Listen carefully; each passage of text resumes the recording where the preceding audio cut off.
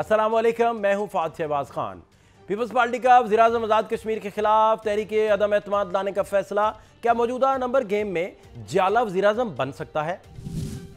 आज़ाद कश्मीर 2021 का इलेक्शन जीतने वाली पाकिस्तान तहरीके इंसाफ के मैंडेट के साथ आखिर हो क्या रहा है? 4 साल में अगर चौथा वज़ीर-ए-आज़म बनता है तो बाकी रह जाने वाले 9 माह की मुद्दत में वो अवाम की तवक्कुआत पर कैसे पूरा उतरेगा? और क्या आज़ाद कश्मीर में एक बार फिर हुकूमत तब्दील होने की वजह अवामी एक्शन कमेटी का हालिया एहतजाज है या बारी बारी की सियासत है? आज़ाद कश्मीर कानून साज असम्बली की 5 साल मुद्दत खत्म होने में 9 माह बाकी हैं, लेकिन इससे पहले वहां एक बार फिर वज़ीर-ए-आज़म की तब्दीली का सोचा जा रहा है। और अगर ऐसा हुआ तो ये 4 साल में चौथा वज़ीर-ए-आज़म होगा जिसकी आज़ाद कश्मीर में हुकूमत बनेगी। और इस हवाले से सदर पाकिस्तान आसिफ अली जरदारी ने आज वज़ीर-ए-आज़म शहबाज शरीफ से टेलीफोनिक राबता किया और आज़ाद कश्मीर में पीपल्स पार्टी की हुकूमत बनाने के फैसले पर एतमाद में लिया, जबकि वज़ीर-ए-आज़म ने मुस्लिम लीग आज़ाद कश्मीर अमूर कमेटी को पीपल्स पार्टी से मुज़ाकरात का टास्क भी दे दिया। जबकि ज़राए के मुताबिक वज़ीर-ए-आज़म आज़ाद कश्मीर चौधरी अनवारुल हक जो PTI की टिकट पर मुंतखब हुए थे, आइंदा 48 घंटे में अहम फैसला ले सकते हैं। गुज़िश्ता रोज़ ऐवान सदर में सदर आसिफ अली जरदारी की ज़ेर सदारत पीपल्स पार्टी कश्मीर की पार्लिमानी पार्टी का इजलास हुआ, जिसमें पार्लिमानी पार्टी के तमाम अरकान ने शिरकत की। और इस मौका पर सदर आसिफ अली जरदारी ने आज़ाद कश्मीर में पीपल्स पार्टी की हुकूमत बनाने की मंजूरी भी दी। और इजलास से मुतालिक पीपल्स पार्टी ने समाजी राबते की वेबसाइट फेसबुक पर एक पोस्ट किया कि आज़ाद कश्मीर पीपल्स पार्टी के रहनुमाओं ने सदर आसिफ अली जरदारी से मुलाकात की है और आज़ाद कश्मीर में हुक्मरानी और पार्टी के किरदार से मुतालिक अमूर पर भी तबादला ख्याल किया है। इजलास से मुतालिक ज़राए का कहना है कि मौजूदा वज़ीर-ए-आज़म अनवारुल हक अगर इस्तीफ़ा नहीं देते तो इनके खिलाफ तहरीके अदम एतमाद लाई जाएगी, जिसके लिए नंबर गेम मुकम्मल है। ज़राए के मुताबिक पीपल्स पार्टी आज़ाद कश्मीर के सदर चौधरी यासीन, स्पीकर आज़ाद कश्मीर असम्बली चौधरी लतीफ़ अकबर, सीनियर नायब सदर पीपल्स पार्टी सरदार याकूब और सेक्रेटरी जनरल राजा फैसल मुमताज़ राठौर वज़ीर-ए-आज़म के ओहदे के लिए मजबूत उम्मीदवार ख्याल किए जा रहे हैं। और ताहम वज़ारत उज़्मा के उम्मीदवारान की नामजदगी का बाज़ाब्ता ऐलान chairman Peoples Party Bilawal Bhutto Zardari आने वाले दिनों में करेंगे। इजलास में यह भी फैसला किया गया है कि वज़ीर-ए-आज़म की नामजदगी से पहले नून लीग क़यादत की कायम करदा 3 रुकनी कमेटी, जिसमें एहसन इकबाल, अमीर मुकाम और राना सनाउल्लाह मुश्तमिल है, उन्हें एतमाद में लिया जाएगा।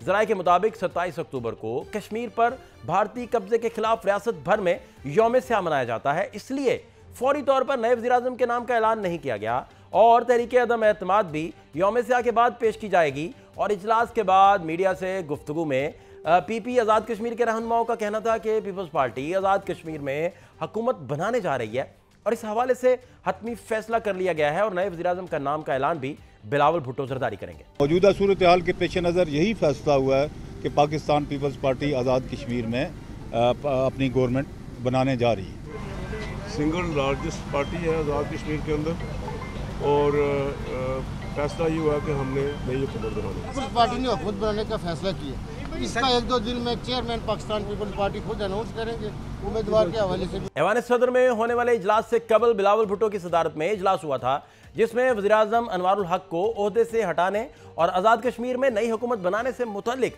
हिकमत अमली तय की गई थी। आज़ाद कश्मीर में मुस्लिम लीग नून के पार्लिमानी लीडर राजा मोहम्मद फारूक हैदर का कहना है कि नून लीग आज़ाद कश्मीर में हुकूमत साजी के किसी अमल में हिस्सा नहीं बनेगी और अपोजिशन में बैठेगी।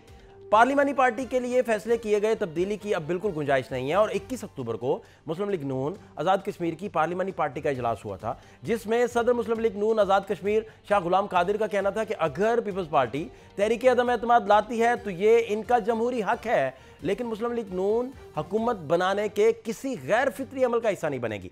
उधर वज़ीर मुमलिकत बराए दाखिला तलाल चौधरी का कहना है कि नून लीग को वज़ीर-ए-आज़म आज़ाद कश्मीर अनवारुल हक की हिमायत से बदनामी के अलावा कुछ हासिल नहीं हुआ। हमारी पार्टी के तौर पे हमें बड़ा नुकसान हुआ है। हमने फैसला किया कि कोई भी हुकूमत बनाए या गिराए, हम हुकूमत का भी हिस्सा नहीं बनेंगे। अगर हमें अल्लाह ताला ने अक्सरियत दी तो हुकूमत बनाएंगे, नहीं तो अगली दफ़ा भी अक्सरियत ना हुई तो किसी कोलिशन में नहीं बैठेंगे, क्योंकि ना डिलीवर कर सकते हैं, बदनामी अपनी जगह जो हमें इस दफ़ा मिली। चौधरी अनवारुल हक इस वक्त आज़ाद कश्मीर के वज़ीर-ए-आज़म हैं और इससे पहले PTI से ताल्लुक़ रखने वाले वज़ीर-ए-आज़म सरदार तनवीर इलियास तौहीन अदालत की वजह से नाअहल कर दिए गए थे, जबकि इनके पेशरो सरदार कयूम न्याजी को PTI ने खुद ही वज़ारत उज़्मा से हटा दिया था। तनवीर इलियास की नाअहली के बाद जब नए कायदे ऐवान के इंतखाब के लिए शेड्यूल जारी किया गया तो चौधरी अनवारुल हक के मद्दे मुकाबिल किसी ने भी कागजात नामजदगी जमा नहीं करवाए थे, क्योंकि इसकी वजह पीटीआई का फॉरवर्ड ब्लॉक था, जिसकी पीपल्स पार्टी और नून लीग को हमायत हासिल थी। इसलिए जब ऐवान में वोटिंग करवाई गई तो 53 के ऐवान में से 48 अरकान ने इनकी हमायत में वोट डाला था, जिसमें पीटीआई फॉरवर्ड ब्लॉक के 29, पीपल्स पार्टी के 12, नून लीग के 7 अरकान शामिल थे। माजी पर निगाह डालें तो 2006 में बनने वाली आज़ाद कश्मीर असम्बली में 5 साल के दौरान 4 वज़ीर आज़म आए थे, और लग रहा है कि इस असम्बली में भी कुछ ऐसा ही होने जा रहा है। और इस हवाले से वज़ीर आज़म अनवारुल हक को तब्दीली के लिए पीपल्स पार्टी ने लॉबिंग शुरू कर दी है। आज़ाद कश्मीर कानून साज असम्बली का ऐवान 53 अरकान पर मुश्तमिल है। एक रुकन के इस्तीफे के बाद अरकान की मौजूदा तादाद 52 रह जाती है, जबकि हुकूमत साजी के लिए 27 अरकान की हिमायत जरूरी है।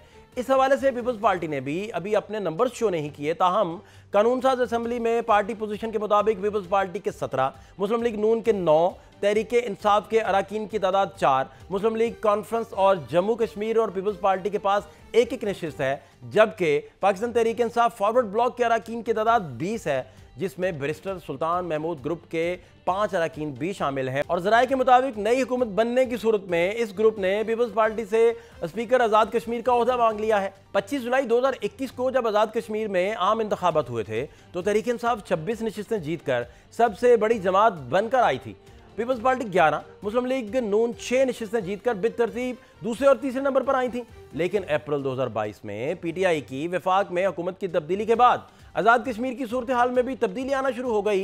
पीटीआई के फॉरवर्ड ब्लॉक की वजह से वज़ीर आज़म की तब्दीली का सिलसिला शुरू हुआ, और अगर इस दफ़ा भी आज़ाद कश्मीर असम्बली में इन हाउस तब्दीली होती है तो इसमें पीटीआई के फॉरवर्ड ब्लॉक का कलीदी किरदार होगा। खैबर पख्तूनख्वा की सियासत की बात करते हैं तो वज़ीर आला सोहेल खान अफरीदी का कहना है कि वफाकी हुकूमत सूबे के 550 अरब रुपए की मकरूज है और ये रकम अदा करे। हमें भीख नहीं चाहिए, अपना हक दिया जाए। इसके अलावा उन्होंने एनएफसी इजलास बुलाने का मुतालबा भी किया। गुज़िश्ता रोज़ बाड़ा में अमन जिरगे से खिताब में उनका कहना था कि हर जिला में अमन जिरगों का इनेकाद किया जाए। इसके अलावा सीएम हाउस में आला सदी इजलास हुआ, जिसमें वज़ीर आला सोहेल अफरीदी ने खैबर पख्तूनख्वा असम्बली में अमन जिरगे बुलाने का फैसला किया, जिसमें साबिक वज़ीर आला, गवर्नर्स, उलमा, मशीरान, सिविल सोसाइटी, वकला, अहम शख्सियात को भी मदऊ किया जाएगा। प्रोग्राम में आगे बढ़ते हैं और तुर्किया के शहर इस्तंबुल चलते हैं, जहां पाकिस्तान और अफगानिस्तान के मुज़ाकरातकार आज एक बार फिर मुज़ाकरात की मेज़ पर बैठ रहे हैं। ज़राए के मुताबिक गुज़श्ता रोज़ पाकिस्तान ने अफगानिस्तान तालिबान को अपनी तजावीज़ दी थी, जिसके जवाब में रात गए अफगान तालिबान ने अपनी जवाबी तजावीज़ पर मुश्तमिल मुसव्वदा पाकिस्तान के हवाले किया था, जिसमें जंगबंदी मुआहदे की निगरानी, मालूमात के तबादले के लिए 4 तजावीज़ शामिल थीं। ज़राए के मुताबिक पाकिस्तान ने तालिबान की तजावीज़ पर आज अफगान साइड को जवाब दे दिया है, जबकि सालिस मुल्क के नुमाइंदों की मौजूदगी में तजावीज़ को हतमी शक्ल देने की कोशिश की जा रही है। गुज़िश्ता रोज़ तुर्किया की सालसी में दोनों मुल्कों के मुज़ाकरात का पहला दौर हुआ, जो 7 घंटे से ज़ायद वक्त तक जारी रहा। मुज़ाकरात में अफगान वफ़द ने कालदम टीटीपी को पाकिस्तान सरहद से दूर मुंतकिल करने की पेशकश की, जिसके जवाब में पाकिस्तान ने अफगान तालिबान से कालदम टीटीपी के खिलाफ फैसला कुन कार्रवाई करने के वादों पर अमल दरामद को जोड़ दिया और फितनतुल ख्वारिज की नई आबादकारी की पेशकश को मुकम्मल मुस्तरद कर दिया। ज़राए के मुताबिक पाकिस्तान ने अफगान तालिबान को दहशतगर्दी की रोकथाम के लिए जामिया प्लान और कहा कि अफगान तालिबान आलमी बरादरी के साथ किए गए अपने वादे पूरे करें। पाकिस्तान और अफगानिस्तान के दरमियान मुज़ाकरात का पहला दौर 19 अक्टूबर को दोहा में हुआ था, जिसमें दोनों मुल्कों ने फौरी जंगबंदी का मुतालबा किया था, जिसमें सरहद पार से होने वाली इश्ताल अंगेजी और वो कार्रवाइयां शामिल थी। इसी हवाले से बात करने के लिए पीपल्स पार्टी के बड़े सीजन्ड पॉलिटिशियन है, बहुत तजर्बा है इनका और बड़े नपे तुले लफ्ज़ों में हमेशा अपनी बात कहने का मलिका भी रखते हैं, फ़न रखते हैं। नैयर हुसैन बुखारी साहब, सर बहुत शुक्रिया वक्त देने के लिए। अदम एतमाद की सर क्या पेशरफ्त हुई और ये यकदम से सारा तोपों का और गोलों का रुख आपने सियासी तौर पर जो है वो आज़ाद कश्मीर की तरफ कर दिया, ऐसा सर क्या हुआ? शुक्रिया। गुजारिश है कि पॉलिटिकल प्रोसेस में चेंजेस आती रहती हैं और ये भी आप देखें कि वहाँ पे एक कोलिशन गवर्नमेंट थी और उसमें जो कोलिशन गवर्नमेंट में पाकिस्तान पीपल्स पार्टी की स्ट्रेंथ जो थी वो ऑलमोस्ट 17 मेंबर्स की लार्जेस्ट पार्टी वो बनती थी वहाँ पे। और फिर जहाँ पे कोलिशन में डिफरेंसेस हो जाएं तो ऑब्वियसली एक पॉलिटिकल प्रोसेस तो शुरू होना होता है और ये पिछले अरसे में जो एक्शन कमेटी का इशू था उसको रिजॉल्व करने में भी पाकिस्तान पीपल्स पार्टी का एक किरदार था, रोल अदा किया। उसमें प्रेसिडेंट आसिफ अली जरदारी साहब ने डायरेक्शन दी अपनी जमात को। फिर प्राइम मिनिस्टर शहबाज शरीफ साहब ने भी एक कमेटी बनाई, टीम भेजी, वहाँ पे नेगोशिएशन हुई। तो ये जमहूरियत में और पार्लिमानी जमहूरियत में ये अमल जारी रहता होता है। जिसके पास रिक्वायर्ड नंबर्स हों वो उसका राइट बनता है कि वो अपनी गवर्नमेंट फॉर्म करे। तो अभी इस पर हमारी डिस्कशंस बिल्कुल पार्टी मीटिंग्स हुई, और जो हमारे मेंबर्स हैं आज़ाद कश्मीर लेजिस्लेटिव असम्बली के, उन्होंने चेयरमैन बिलावल भुट्टो जरदारी साहब के साथ भी मीटिंग की, सूरत हाल उन्होंने पोलिटिकल डिस्कस की, और फिर प्रेसिडेंट साहब के साथ भी उन्होंने डिस्कस की।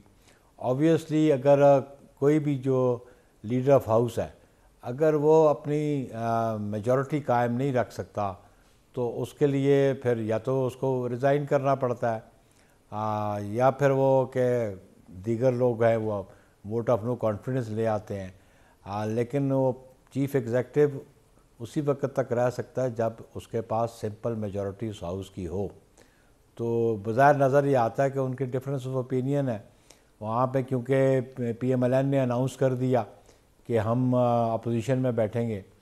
उसके लिए भी जो मैंने आज ख़बरें मिली कि प्राइम मिनिस्टर की और प्रेसिडेंट साहब की आपस में कोई मुशावरत हुई और PMLN ने कोई कमेटी भी कॉन्स्टिट्यूट की है। तो ये प्रोसेस है अभी इट इज़ प्री मेच्योर हम कहें कि जी कौन प्राइम मिनिस्टर होगा, क्योंकि किसी सिंगल पॉलिटिकल पार्टी के पास मेजॉरिटी नहीं है AJ असम्बली में। जो भी गवर्नमेंट बनेगी कोलिशन गवर्नमेंट बनेगी, अलायंस की गवर्नमेंट बनेगी। अच्छा बुखारी साहब, इसमें तो अनवारुल हक तो आपके अपने बरखुरदार हैं और बड़े चाव के साथ फॉरवर्ड ब्लॉक वहाँ बनवा के और इनको लेकर आए थे, स्पीकर से प्रमोट किया था। और इन हाउस जब वोटिंग सर हुई थी तो 53 के हाउस में 48 वोट इन्हें पड़े थे, नून ने भी, पीपल्स पार्टी ने भी और फॉरवर्ड ब्लॉक ने भी। तो इन्होंने तो अब फिर पीपल्स पार्टी के आने वाले इलेक्शन में पीपल्स पार्टी के टिकट पर इलेक्शन लड़ना था। आपके अपने हैं सर, तो इनके साथ क्या इख्तलाफात हो गए, क्या बनी बात, क्या मामला क्यों डगर से हट गए? आने वाले इंतखाबात में टिकट नहीं, बात इख्तलाफात की नहीं है, सिर्फ पाकिस्तान पीपल्स की पार्टी की बात नहीं है। अगर वो अपनी मेजॉरिटी मेंटेन ना कर सकें, ना रख सकें, तो पीपल्स पार्टी क्या करे? प्राइमरीली जिम्मेदारी तो प्राइम मिनिस्टर की है ना कि अपनी मेजॉरिटी को मेंटेन रखे। सभाओ कुछ उनके जो कोलिशन पार्टनर्स थे वो उनसे अलहदा हो गए, और PMLN एक कोलिशन पार्टनर था, अलायंस में था। तो उन्होंने कहा कि हम अपोजिशन में बैठेंगे, हम गवर्नमेंट का हिस्सा नहीं रहना चाहते। तो फिर सिस्टम को आगे चलाना तो है और इसको निज़ाम को, पार्लिमानी निज़ाम को आगे लेकर तो चलना है। अब 53 का हाउस है, जिसके पास 27 मेंबर्स की स्ट्रेंथ होगी वो प्राइम मिनिस्टर होगा। और जैसे आप कह रहे हैं जी अगला इंतखाब हो पीपल्स पार्टी के टिकट पे, खैर ये आपको इन्फॉर्मेशन हो, जब इंतखाबात होंगे मेरी पार्टी बिल्कुल एप्लीकेशंस मांगेगी टिकट्स के लिए, हर कॉन्स्टिट्यूंसी के लिए, और कई दरख्वास्तें आती हैं और उसमें हमारा पार्लियामेंट्री बोर्ड जो है वो एग्जामिन करता है, उसके बाद फैसला होता है। ये आपका कहना तो कबल अज़ वक्त है कि वो हमारे टिकट पे कंटेस्ट करेंगे। ये तो जब इलेक्शन शेड्यूल आएगा, पॉलिटिकल पार्टीज एप्लीकेशंस मांगेंगी टिकट्स के लिए एप्लीकेंट्स से, तो फिर पार्लियामेंट्री बोर्ड डिसाइड करेगा। सर आप बड़े सीजन पॉलिटिशियन भी हैं और आपका सर बेहद एहतराम भी है। आप जो बात करते हैं बड़ी टू द पॉइंट और बड़ी रेलिवेंट सर हमेशा आप बात करते हैं, और हमेशा बतौर तालिब इल्म सहाफ़त के सर आपसे बड़ा सीखने को भी मिलता है। मेरा सर बड़ा बुनियादी और सादा सा सवाल ये है कि वहाँ ये सारा जितना भी आपने हाउस ऑफ कार्ड्स का ये जो प्रोसेस चल रहा है, ये एक तो इमरान खान साहब के मैंडेट पे उधर चल रहा है, क्योंकि ये सारा का सारा फॉरवर्ड ब्लॉक है।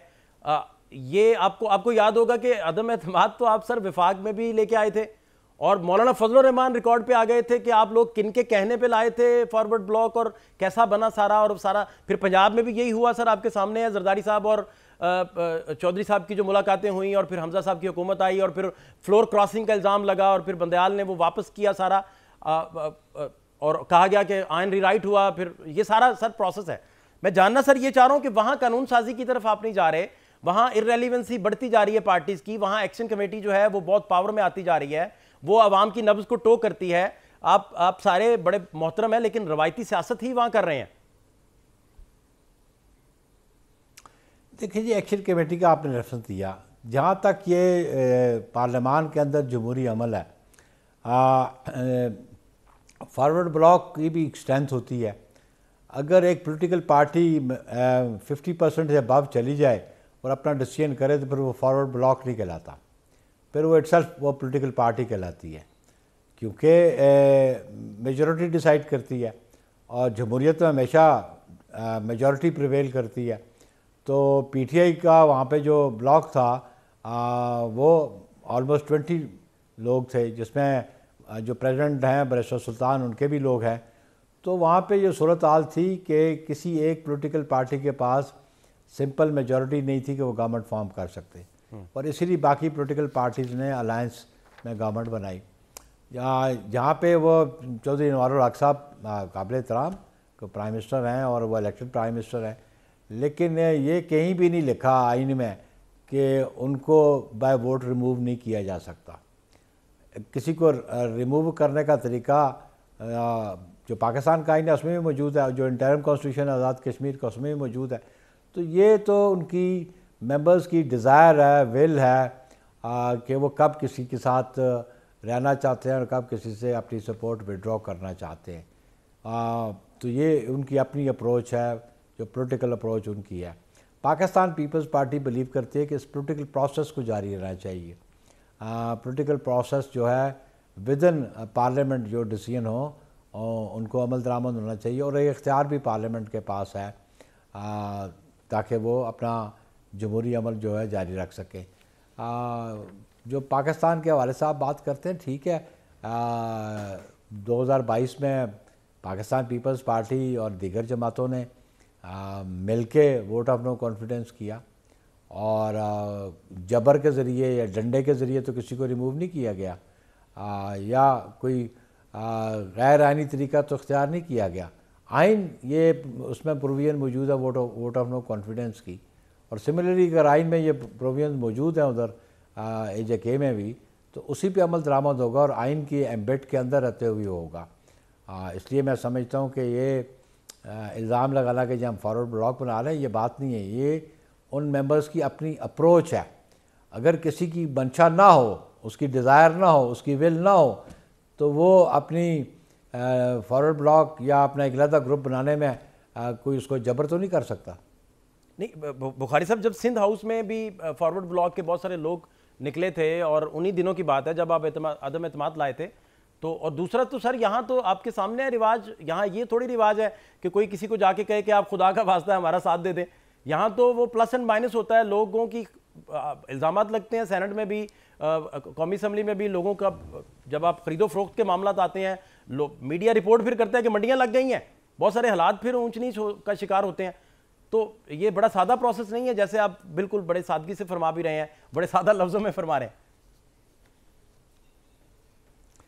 देखिए जी, ये मीडिया का हक बनता है कि प्रोसेस को जो पॉलिटिकल प्रोसेस है उसको क्रिटिसाइज़ करें, उसके नकायस को जो है ना वो प्रोजेक्ट करें, ये तो आपका हक बनता है।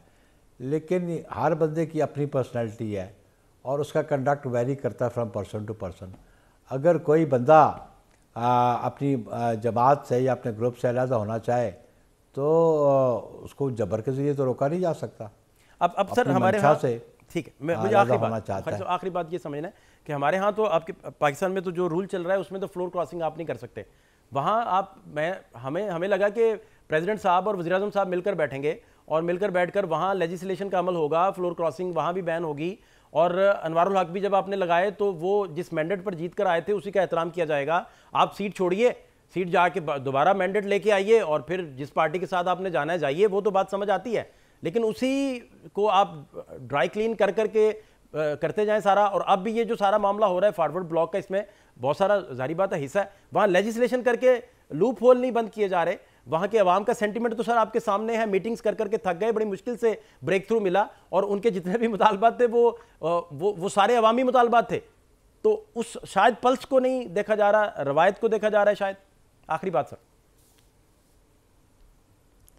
देखें, लूप होल्स बंद करना आपका काम है या मेरा काम है? ये जो पार्लियामान के अंदर लोग बैठे हैं ये इख्तियार तो उनके पास है। आइन को अमेंड करना है या कोई लेजिस्लेशन करनी है, ना आपने करनी है ना मैंने करनी है। आप जिनको लूप होल्स कहते हैं उनके सामने में शायद लूप होल्स ना हो, लेकिन वो अपनी मंशा, अपनी विल, अपनी डिज़ायर को उसके मुताबिक अमल कर रहे हों। उसका फॉल बैक क्या होता है political, that is a different thing. वो बात की बात है, वो फिर पर्टिकुलर इंडिविजुअल फेस करेगा ना। आपने फेस नहीं करना, मैंने नहीं फेस नहीं करना। आप ज़रूर उसको उसका एनालिसिस कर सकते हैं और आप ज़रूर उसको क्रिटिसाइज़ भी कर सकते हैं, लेकिन मैं समझता हूँ कि जब सिंध हाउस में भी था तो लोग अपनी मंशा से बैठे हुए थे, जबर के ज़रिए तो नहीं थे। और उसके बाद गवर्नमेंट भी 18 माह गवर्नमेंट भी रही, वो गवर्नमेंट भी चलती भी रही, फंक्शनल भी रही। और फिर जो लोग उस वक़्त no vote of no confidence में उन्होंने एक जमात का या किसी एक शख्स का साथ दिया, तो वो डिफरेंट पॉलिटिकल पार्टी में जाके उन्होंने इलेक्शन भी कंटेस्ट किया। तो पॉलिटिक्स में और पर्टिकुलरली पार्लिमानी जमहूरियत में ये इख्तियार तो किसी इंडिविजुअल के पास है, वो अपनी जमात के साथ मुंसलिक रहता है या नहीं रहता है। फ्लोर क्रॉसिंग की क्लॉज बिल्कुल पाकिस्तान में तो है और वो उसके लिए डिफेक्शन क्लॉज, लेकिन उधर अभी तक मेरा ख्याल है वो डिफेक्शन क्लॉज ऑपरेटिव नहीं है जो इंटरम कॉन्स्टिट्यूशन है आज़ाद कश्मीर का। तो ये हर बंदे का इंडिविजुअल का कंडक्ट है कि वो अपनी पॉलिटिक्स को कैसे लेके आगे जाना चाहता है। बहुत शुक्रिया जी, बड़ा मोहतरम नाम नैयर हुसैन बुखारी साहब हमारे साथ मौजूद थे, सीजन पॉलिटिशियन है। शॉर्ट ब्रेक एक प्रोग्राम में शामिल करेंगे, हमारे साथ रहिए।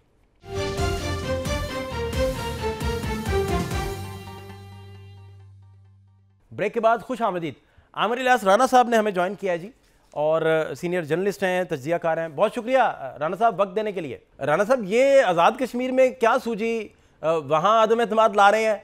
अभी तो जो इमरान खान साहब के खिलाफ अदम एतमाद आई थी, उसके जो आफ्टर शॉक्स हैं वो आने का सिलसिला बंद नहीं हुआ, तो वहाँ एक अदम एतमाद का सिलसिला शुरू हो गया। क्या वजह देखते हैं सर बुनियादी तौर पर?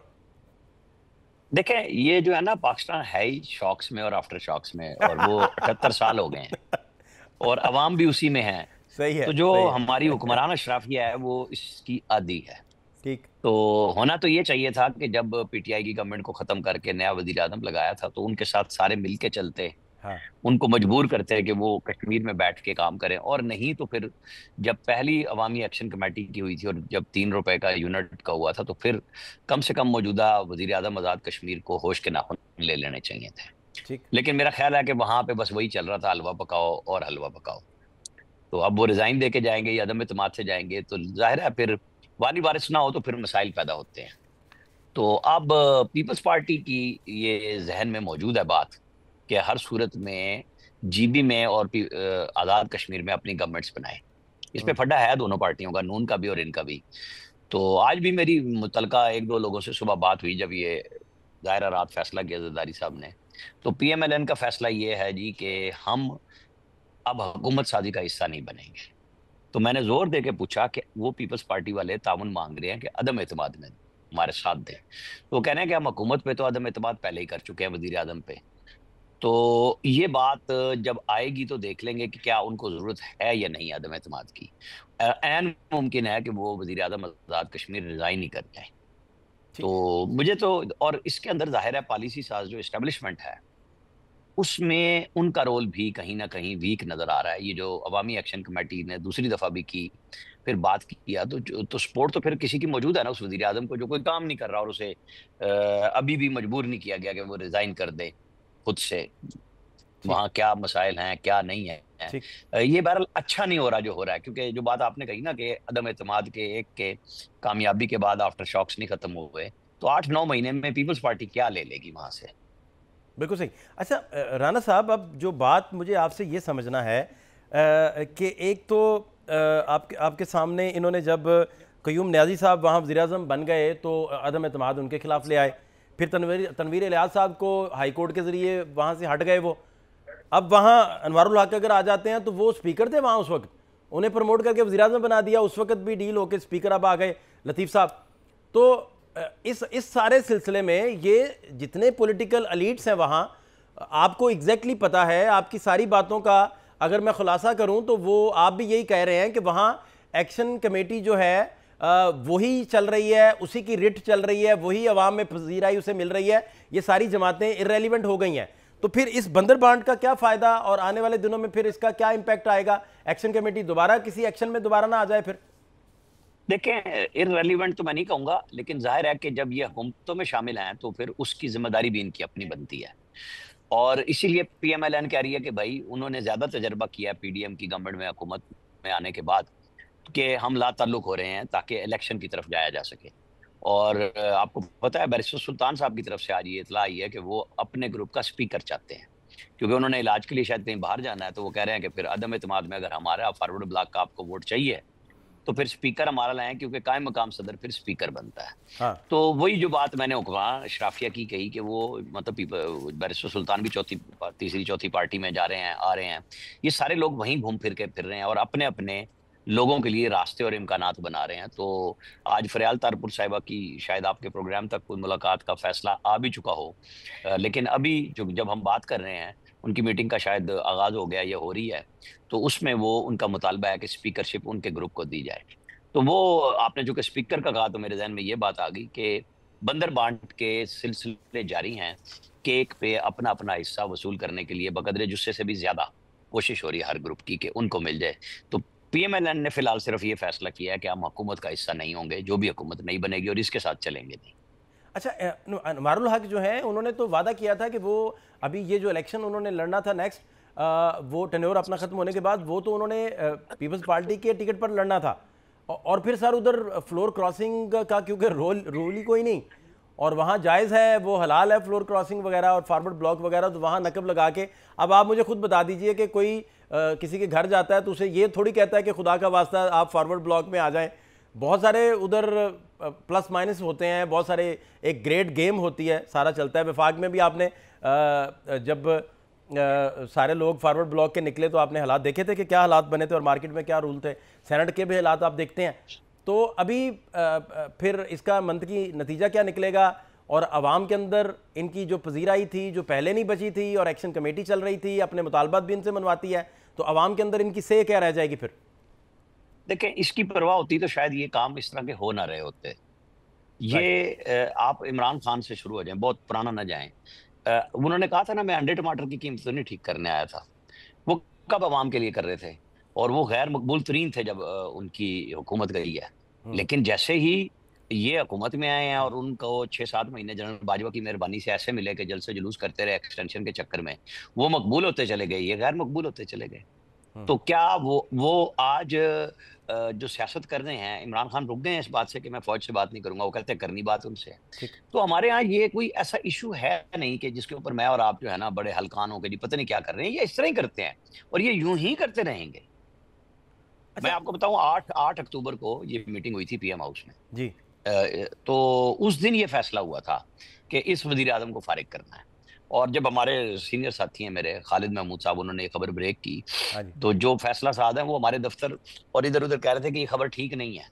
ठीक। और फिर अब ये देख लें कि पहले पीएमएलएन अलग हो गई और फिर पीपल्स पार्टी अदम एतमाद ले आई। तो फैसले पीएम हाउस में हुए थे जिसमें पीपल्स पार्टी और मुस्लिम लीग नून मौजूद थे, और लोग ये समझ रहे थे कि ये मीटिंग पीपल्स पार्टी और नून की जो लड़ाई है उस पे हो रही है। तो उसी पे खालिद महमूद ने ये खबर दी थी कि ये आज़ाद कश्मीर पे मीटिंग हुई है। फिर रात को डिप्टी प्राइम मिनिस्टर और वो मोहसिन नकवी और स्पीकर वो चले गए थे वहाँ जरदारी साहब से मिलने सिंध में, वो अलग से मुलाकात हुई थी। लेकिन यहाँ ओवरऑल यही था कि नहीं जी ये तो, और उस वक्त ये कश्मीर का फैसला करके उठे थे कि बस अब इन साहब से जान छुड़ा ली जाए, क्योंकि उन्होंने भी तो बस सिर्फ हलवा पकाने वाला ही काम किया ना कि एक बंदा, आप कहेंगे जी पीपल्स पार्टी ने वादा किया, तो लेकिन वो कर क्या रहा है वहां पे बैठ के? मतलब अगर गवर्नमेंट काम कर रही हो तो कोई दूसरे को जरूरत नहीं है। शहबाज शरीफ हो या मरियम नवाज हो, काम तो कर रहे हैं ना अपनी अपनी जगह पे। केपी में सवाल जब उठता है तो वो बयानियां बेच लेते हैं अपना कि जी हम तो ये कर रहे हैं, लेकिन वो मतलब वो कोई काम करने की तरफ तो वो भी नहीं जाते। लेकिन बयानियां बिकता है इस मुल्क में, तो लिहाजा बस ठीक है, जो सौदेबाजी करनी है कर रहे हैं सब। अच्छा राना साहब, पाकिस्तान की पार्लियामेंट में भी तो आप देख रहे हैं कि वज़राए आज़म अपनी मुद्दत ही पूरी नहीं सर करते, और फिर यहाँ जब अदम एतमाद का मामला उठता है तो सबसे पहले अब तो मौलाना फजल रहमान रिकॉर्ड पे आ गए कि किसके कहने पे क्यों अदम एतमाद हम लोग लाए थे, वो सारी चीज़ें। और अब आज़ाद कश्मीर में 4 सालों में 3 वज़ीर आज़म पहले तब्दील हो चुके, अब ये भी बदल देंगे तो इंटरनेशनल भी तो सर एक मामला है ना, इंटरनेशनली फिर इसको कैसा देखा जाएगा? आखिरी बात सर। नहीं देखें, इंटरनेशनल हो या पाकिस्तान का नेशनल इशू हो, जब हमारी तरजीहात, कौमी तरजीहात में हमारे लोग शामिल नहीं होते ना, और मैं इसलिए कहता हूं कि ये सारी हुकूमतों में शामिल है। आप इस बात को मतलब किसी एक पार्टी पे ना लागू करें, सब एक जैसे हैं। यहाँ सारे अपने अपने मफादात पे चलते हैं कि फेडरल गवर्नमेंट यहाँ जिसकी होती है उसकी जीबी में हुकूमत हो जाती है, उसकी भी कश्मीर में हो जाती है। यही असूल चल रहा है ना, और प्रेशर डाले जाते हैं। तो बस हमारे यहाँ इस बात की कोई फिक्र नहीं होती कि लोग क्या कह रहे हैं या लोग क्या समझ रहे हैं। यानी यानी आपका बात, आपने बड़ी खूबसूरत बात की बिटवीन द लाइंस। जो मैं सर समझाऊं वो ये है कि फेडरल को कश्मीर के अंदर इंटरफेरेंस का जो मामला है उसे बंद करना चाहिए, और वहाँ के जो अवाम है ताकि वो एम्पावर भी हो सकें और उन तक रिलीफ भी पहुँचे। जिस तरह वो मुतालबात लेके आते हैं वो सारे के सारे अवामी मुतालबात होते हैं, वो सियासी उनमें बहुत कम चीज़ें होती हैं। नहीं, फेडरल गवर्नमेंट कैसे हट सकती, मैं ये नहीं कह रहा। देखिए ना, जब आपने 3 रुपए का रेट कराया तो वो कोई इंसाफ है? वो इस हिस्से में बसने वाले लोगों के साथ इंसाफ है कि मैं और आप 60 रुपए रेट दें और वो 3 रुपए रेट दें? वो हमारे भाई हैं, हमारे कश्मीरी साथी हैं, हमें उनके हकूक का ख्याल रखना है। लेकिन क्या वहां वो हमारी कीमत पे करेंगे? अभी हम अफगानिस्तान की एक बात कर रहे हैं कि हमने उनको 40 साल से रखा है, वो हमें बड़े सवाब दे के जा रहे हैं जवाब में। आज आजाद कश्मीर के लोगों को वो हकूक मिलने चाहिए जो हम यहाँ इस्लामाबाद में मांगते हैं, पंजाब में मांगते हैं, केपी में मांगते हैं, बलोचिस्तान में मांगते हैं, सिंध में मांगते हैं। बहुत वही उनको शुक्रिया। होना चाहिए। मेरे इलियास राणा साहब सीनियर तज्जियाकार हमारे साथ मौजूद थे। प्रोग्राम में शॉर्ट ब्रेक एक शामिल करेंगे जी, हमारे साथ रहिए।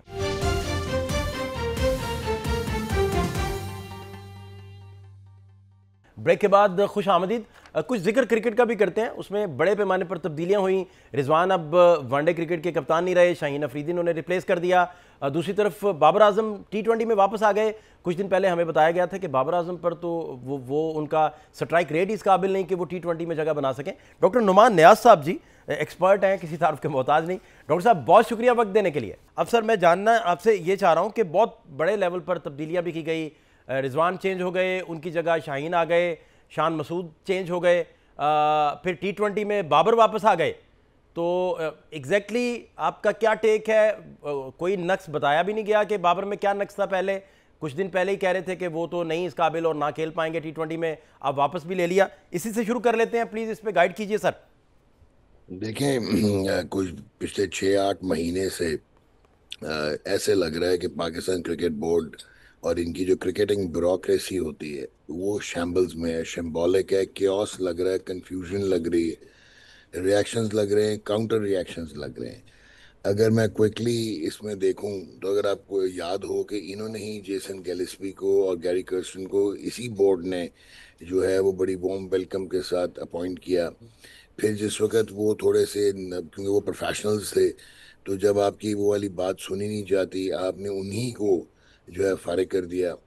उसके बाद बाबर आजम और मोहम्मद रिजवान ज़ेर अताब रहे, और ये ज़ेर अताब हैं उस वक्त से। आप अगर देखें तो आपको सर्कमस्टांशियल एविडेंस बहुत कॉन्क्रीट मिल जाएगा कि जिस वक्त इन्होंने सरोगेट एडवर्टाइजिंग के इश्तिहारात अपने किट्स पे लगाने से मना कर दिया था। और ऑब्वियसली उसके बाद इन दोनों के बारे में ये भी है कि इन्होंने जाके किसी पावरफुल शख्सियत से मिल के, और रोल था ये, इंस्ट्रूमेंटल रोल इन्होंने अदा किया था। They were instrumental in getting surrogate advertising banned in Pakistan. तो जब वो बैन हुई तो बहुत सारों की दुम पे पैर आ गया, चाहे वो क्रिकेटिंग की ब्यूरोक्रेसी थी बोर्ड की, क्योंकि आपको पता है कि कपल ऑफ फ्रेंचाइजेस अपना इन्फ्लुएंस यील्ड करती हैं जो PSL की हैं, और वो इंक्रोच करती हैं पाकिस्तान क्रिकेट की स्पेस को भी। उनको भी दुख हुआ, उनके रेवेन्यू बंद हुए, कुछ मीडिया हाउसेस के बंद हुए, तो ये बन गए दोनों विलन। उसके बाद से अगर आप देखें तो एक नैरेटिव बनाया गया कि मोहम्मद रिजवान और बाबर आजम जो हैं ये इररेलेवेंट हो गए हैं T20 क्रिकेट, और जो इनका खेलने का अंदाज है वो अब नहीं चलेगा, और हमने इंटेंट वाली क्रिकेट और हाई स्ट्राइक रेट्स की क्रिकेट खेलनी, और आपने इनको कर दिया बाहर। जब ये बाहर हो गए और जो आपने अपना दाल दलिया दिखाया हमें, और आपके वो जो मिडल ऑर्डर आप लेके आए जो ऐसे लगा कि उनको खेलना ही नहीं आता, मेथड ही नहीं था, एशिया कप में एक्सपोज हो गई। एंड फिर इनको प्रेशर आया कि आगे T20 वर्ल्ड कप है 2026 में, तो ये इन्होंने अपना दोबारा बाबर को जो है वो वापस ले लिया। अब दिस इज सो अनफॉर्चुनेट, निकाला गलत, लिया गलत। उसने कहाँ पे इम्प्रूव कर लिया? आप अपना ही जो है वो उल्लू नहीं सीधा कर पा रहे, और अनफॉर्चुनेटली अब अपना मजाक बनवा रहे हैं। और ये ट्रेजेडी नहीं है, ये कॉमिक हो गया है, ये कॉमेडी बन गई है। कॉमेडी ऑफ एरर्स है कि बाबर ने कहाँ पे अपना स्ट्राइक रेट जो है वो इम्प्रूव कर लिया, कहाँ पे उसकी नई शॉट्स डेवलप हो गई, कहाँ उसकी इंटेंट चेंज हो गई।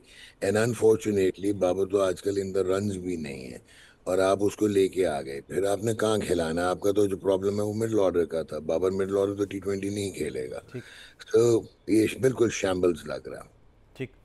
अच्छा अच्छा डॉक्टर साहब, अभी अभी जो आपने लास्ट इनिंग्स देखी बाबर की जिसमें 50 किया, 49 पहले एक दिन, अगले दिन फिर आए, एक स्कोर बनाए, आउट हो गया, तो आपको कोई थोड़ी बहुत चेंज नज़र आई? क्योंकि फुटवर्क उनका इस दफ़ा थोड़ा काम कर रहा था, पहले बिल्कुल स्टक रहते थे और फुटवर्क उनका साथ ही नहीं दे रहा था। तो ये फेज़ क्यों आता है बैट्समैन पे कि उसका फुटवर्क उसका साथ ही नहीं देता? और आप देखें, जी जी प्लीज। जो बाबर आजम है ना, वो एक तरफ, और बाकी आपका जितना भी कंटेम्प्रेरी टाइम से प्लेयर्स है ना, वो एक तरफ खड़े हो जाएं जब क्वालिटी ऑफ क्रिकेट की बात आती है, टैलेंट की, नेचुरल स्किल की बात आती है। और उसने बड़े बड़े आला रन्स भी किए हुए। एक टाइम ये था कि वो आपको लग रहा था कि शायद जनरेशनल टैलेंट है और बेस्ट ऑफ द बेस्ट है, लेकिन आपके साइकोलॉजिकल इम्पैक्ट बहुत होता है इस मॉडर्न स्पोर्ट्स में। एक चीज़ याद रखिएगा कि इंटरनेशनल क्रिकेट जो है वो अगर 15% स्किल है तो बाकी 85% आपका सिचुएशनली आप कैसे एडजस्ट होते हैं, साइकोलॉजिकल बैरियर्स आप कैसे तोड़ते हैं, स्ट्रेंथ, आपकी मेंटल स्ट्रेंथ चाहिए होती है। तो इनके जो एक्सटर्नल प्रॉब्लम्स थे, जो इनसिक्योरिटीज़ थी, और फिर जिस तरह बोर्ड ने इनको ट्रीट किया, जो अभी मैंने आपको रीजंस बताए हैं कि ये बैड बॉयज़ हो गए हुए थे, वो एक्सटर्नल प्रॉब्लम जो है, इंटरनल प्रॉब्लम जो है वो एक्सटर्नलाइज हो जाते हैं। और फिर आपके रिफ्लेक्सेस जो हैं वहाँ पे आपका ज़रा सा 19-20 हो, आपकी हैंड आई कोऑर्डिनेशन डिले हो, आपकी मसल मेमोरी जो है वो साथ ना दे, तो आपकी मेथड में प्रॉब्लम आ जाती है। और ऐसे लग रहा था कि बाबर जो है वो शायद जिसना पहले इम्प्रूव किया करते थे अपनी वीकनेसेस पे, उन्होंने टेकन फॉर ग्रांटेड ले लिया था कि नहीं ये हो जाएगा ठीक।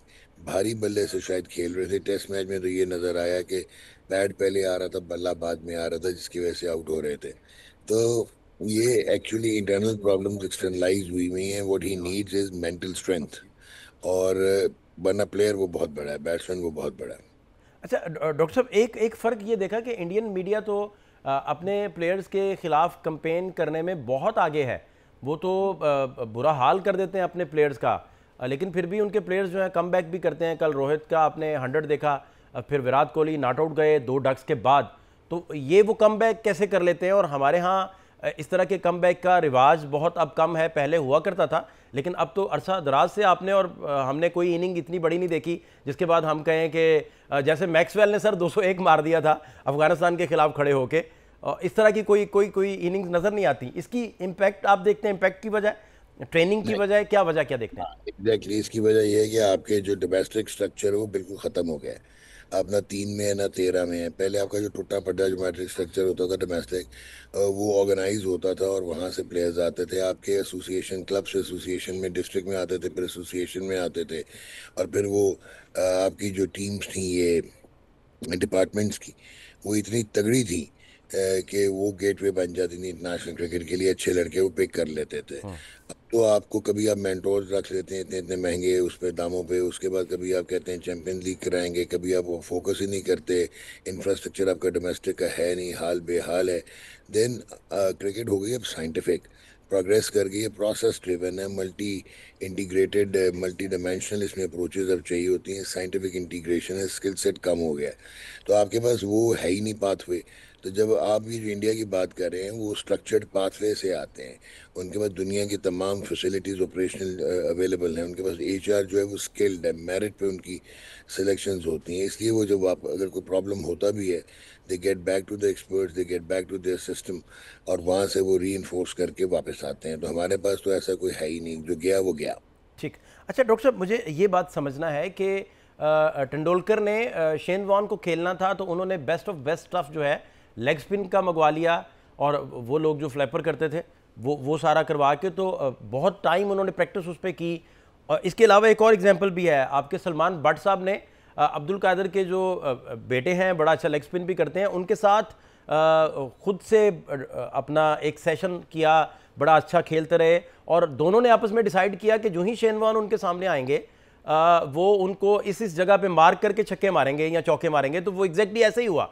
तो हमारे यहाँ अब स्पिन को खेलने का ट्रेंड ख़त्म होता जा रहा है। तो ये जो बड़े प्लेयर्स हैं ये इसकी R&D भी नहीं करते या प्रैक्टिस सेशंस नहीं लेते या बेस्ट ऑफ बेस्ट बॉलर्स को बुला के उनके साथ टेक्निक डेवलप नहीं करते? इसकी क्या वजह आप देखते हैं, या ऐसा है हमें नहीं पता चलता, प्रैक्टिस सेशन चल रहे होते हैं?